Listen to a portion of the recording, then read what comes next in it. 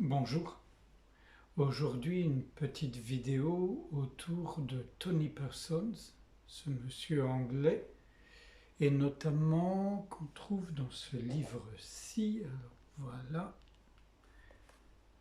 Ce qui est, aux éditions Acarias l'originel. Je vous lis deux extraits qui correspondent assez à la manière dont je vois les choses, je dois dire. C'est aussi pour ça. Même si dans de prochaines vidéos, je pourrais montrer aussi des choses tout à fait différentes. Voilà. Donc, voici un livre qui déclare que l'illumination est soudaine, directe, et qu'elle est une flambée d'énergie continuellement à la disposition de quiconque se trouvant disposé à lâcher prise et à la laisser être. C'est le secret ouvert qui se révèle dans tous les aspects de nos vies. Aucun effort, aucune voie de purification, aucun processus ou enseignement d'aucune sorte ne peut nous y mener, car le secret ouvert n'est pas du domaine de nos efforts pour transformer la façon dont nous vivons, il concerne la redécouverte de qui est ce qui vit. Le premier qui, entre guillemets, la redécouverte de qui est ce qui vit. Aucun concept ou ensemble de concepts ne peut exprimer l'illumination. Essayer de partager en mots la redécouverte et la merveille de qui nous sommes est un procédé aussi futile que d'écrire une recette de baba au rhum et de s'attendre à ce que quelqu'un puisse en éprouver le goût en la lisant. Il me semble que la communication verbale ne peut être que l'expression d'une compréhension, et je partage avec vous ma compréhension de ce que je sens être l'aperçu le plus important et le plus libérateur qu'il soit possible d'embrasser. Il n'y a rien de nouveau qui soit exprimé ici. Nous avons tous le sentiment de cette illumination qui a été décrite et exprimée de diverses manières et à partir d'influences et d'arrière-plans variés. Certaines personnes avec lesquelles je l'ai partagé l'ont soigneusement étiqueté et précautionneusement remisé aux archives. Nombreux sont ceux qui l'ont croisé en chemin et s'en sont promptement détournés pour retourner à ce qu'ils pensent pouvoir savoir et faire. D'autres ont dit que la vie n'est pas aussi simple. Je dois dire que la simplicité a été un des plus merveilleux aspects qui m'est surpris à propos de cette révélation, en même temps que sa nature d'ouverture absolue, embrassant tout.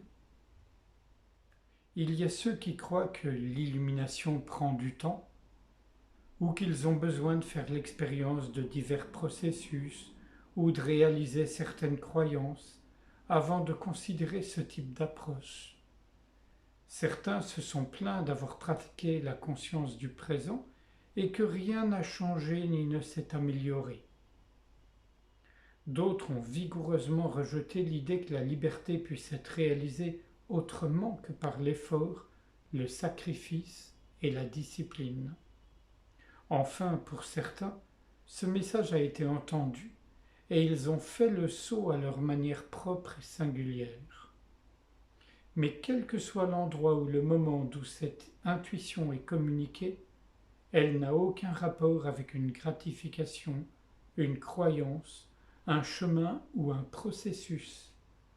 Elle ne peut être enseignée, mais se partage continuellement. Parce qu'elle est notre héritage, personne ne peut se l'approprier. Elle n'a pas besoin d'être débattue, prouvée ou embellie, car elle est telle qu'en elle-même et ne peut qu'être ignorée et rejetée ou réalisée et vécue. Un autre petit extrait.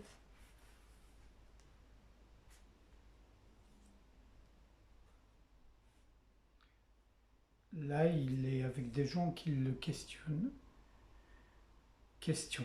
Qu'avez-vous à dire à propos de la méditation, Tony?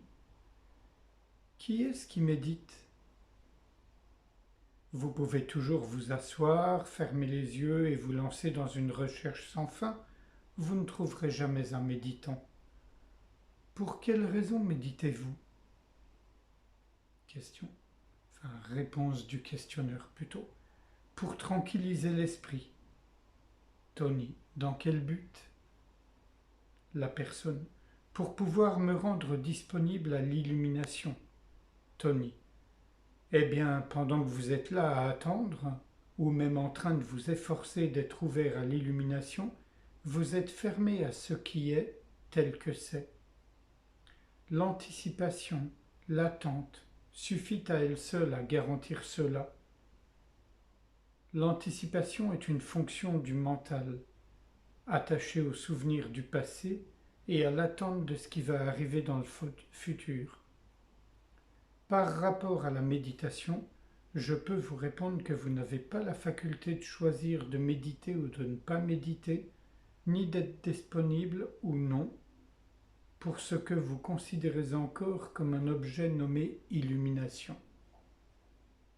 Soyez ouverts à la réalisation qu'il n'y a que lumière et qu'il n'y a rien à faire et nulle part où aller.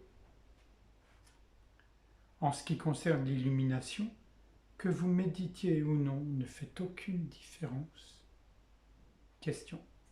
Mais si je choisis de m'asseoir et d'observer ma respiration, cela montre sûrement l'étendue de mon engagement.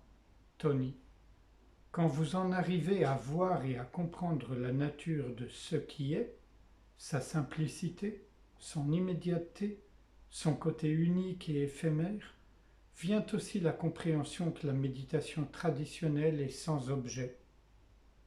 Vous êtes assis à la table de cuisine, buvant du café, et la pensée « je vais aller méditer » se présente. Puis vous réalisez que cela ne veut strictement rien dire, parce que là où vous êtes, c'est ce qui est. Ce qui est, est. Alors pourquoi aller le chercher à l'étage au-dessus?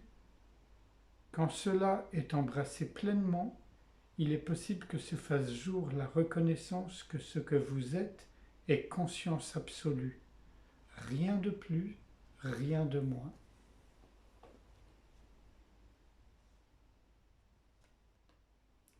Et si vous le voulez, je vous propose qu'on se donne à ce qui est maintenant même.